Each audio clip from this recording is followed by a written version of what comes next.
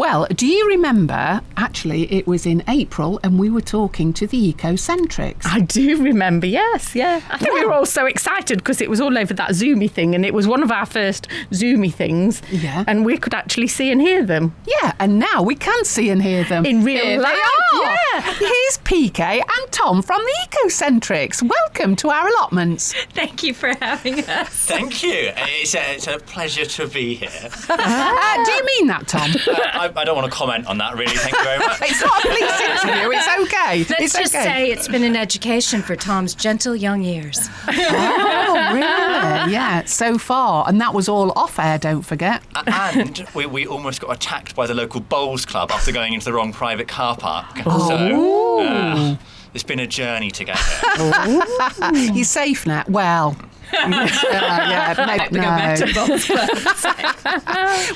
Well, you've only just sort of met us, and we gathered you off the car park, literally, and had a little wander around, and we've just come through the back passage. It is a place, and through the back passage from my plot over to Julia's plot. So we haven't really had time to explore all of our green and greenery, but your impressions? I'm astounded, a bit jealous. I am, going on effusively about the compost toilets, which will be a disappointment to my husband because he'll know that he's got some work to do. But I just think it's amazing what you guys have accomplished here. And I brought a bra that we could garden in, hopefully, and we think we might just be able to get a radish in each cup, possibly. Yeah, so we'll see. A garnish. A garnish cup. A garnish bra cup. That's for your listeners. And just Tom, have you brought any underwear with you you'd like to share? It's took off later. But... We've planted pants before. Oh, yes. We have. Gosh, that was one of the funniest things we ever did. She was so excited. She was like, oh, the Marks and Spencers, they've got plenty of stretch. Well, all I can say is once we'd put a whole bag of compost in, they certainly can stretch, but we were only planting one tomato plant, so we didn't need that much compost. Who knows what you can get in your underwear? Anyway, moving on.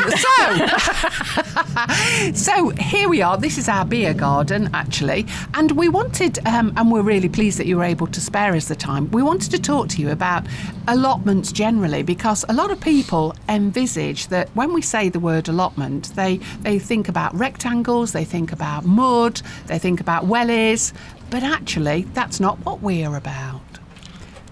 What is your impression then of what you've seen so far? I've got a confession to make here. Oh, my word. This is the first allotment I've ever been onto. No. Oh, I Tom, know. I don't think you're British. Yeah. No. It's dramatic music there. It is, yeah. Yes, dun dun dun. Didn't you even have a grandparent with an allotment? Were you unloved? Well, there's one by my house, and I'm daunted by how regular it is, and all of the shapes and patterns and how manicured it is. And it's very different here. And what are you saying? We're scruffy.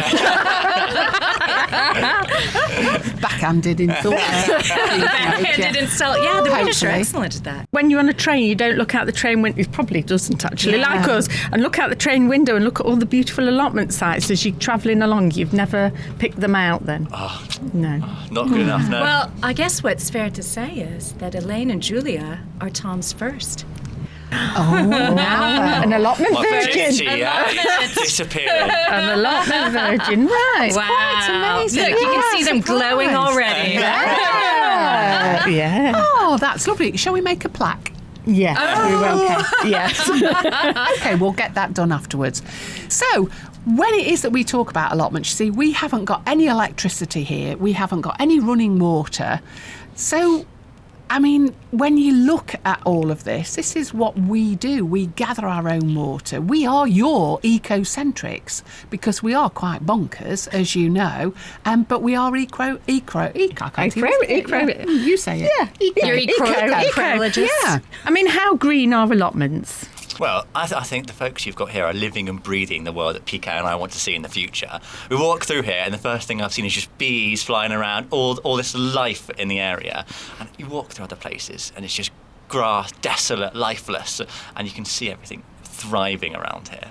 Yeah, things are thriving, I think, is a perfect word. And I love seeing that you've got the water harvesters off of every available surface that can catch water, so that you don't have to, be using city or tap water, which we think is more eco-friendly. And it hasn't been treated as well, so it's actually rainwater with more of the nutrients. And everything's just overgrowing each other, but still in a way that you feel like you can be part of it without being overwhelmed. And I think it's just glorious. I mean, it's absolutely beautiful out here. You guys are, hey, it's a wonder. You guys should get your own show. We have. It's called a podcast. What is she doing here?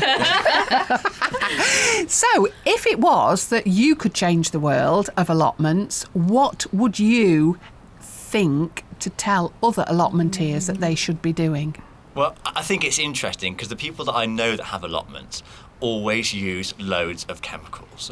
And chemical-heavy allotments, something that the people I speak to that have them, they're just chucking them on there because they want the biggest tomatoes. They don't want stuff eating them. But actually, you look around here and you see things thriving already. You can see, we've walked past loads of chilies, loads of tomatoes, loads of beans, and the asparagus already. And I presume there's not those nasties going in the ground here. We use muck. Muck. Is muck good? Are we being environmentally friendly using the horse muck? Because it's got to go somewhere. And it's better than when I stood in some yesterday walking down the streets of Congleton. So Is it on the street when it could be working working to grow food? I think you're doing okay. Oh. Yeah, and it's available. It's How do you guys use your composting from your human waste? From the human waste that comes from the toilets, that is only used around either the fruit trees or the flowers on site. We don't use it for any of the food stuff. I'll keep that in mind. Yes, I don't think we're allowed to, but countries do, don't they? Countries do use human urine. Have you met that? That's a word, isn't it, Tom? I'm looking at Tom, he's going to tell me. Human manure, yeah, why not? Yeah, go for it. There's all sorts of tech going on around it at the moment, and I saw one the other day of a canal boat which had a human waste composter, but rather than composting it, they just burnt it all, and it just seemed like so much energy going into it. When you got the poop pit, pop it straight on the ground. Now our other toilet on site, we've suddenly moved on to toilets here, but our other toilet on site, it's got solar power and it's got a wind turbine, so actually the poop turns into almost like desiccated coconutty stuff. Could we use that on anything? Not cake. No. No, Julia. I mean, is it bad because it's been burnt down? It's for easy disposal, so what are we... Well, is it like chard? Is it a bit like chard? Because I think you could use it sort of like you use coffee grounds, but I'd have to look at the chemical composition. What do you think, Tom? And no matter what, you're going to kind of be boiling down the nutrients of what we've had. And there'll be bits in there which are definitely good for life around us. But I can tell you from diets, you'd rather have my poo than Tom's. And I think he'd back me up. Is that because you're a vegetarian? And it's the takeaway pizza I got last night. It's definitely not going to be doing wonders for this ground, I don't think. Well, on that happy note, let's take you round the site. Subscribe to the Plotcast now. Search Potty Plotters Plotcast on Spotify or Apple Podcasts and click follow to never miss an episode.